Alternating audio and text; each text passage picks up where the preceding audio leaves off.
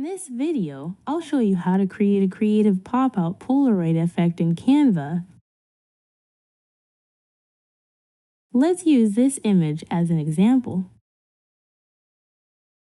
Go to the Elements tab and search Polaroid frame. Click the Frames category. Choose a suitable frame and click to add it to your page.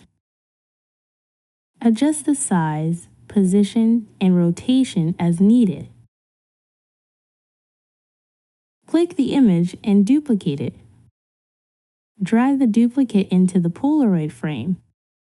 Double-click the image inside the frame to adjust its size and position, matching the original.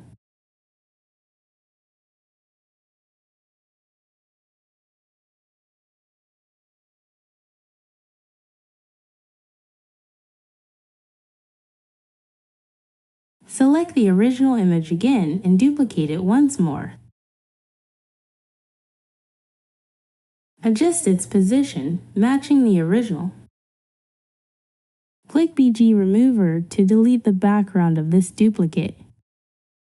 Crop this duplicate to create the pop-out effect.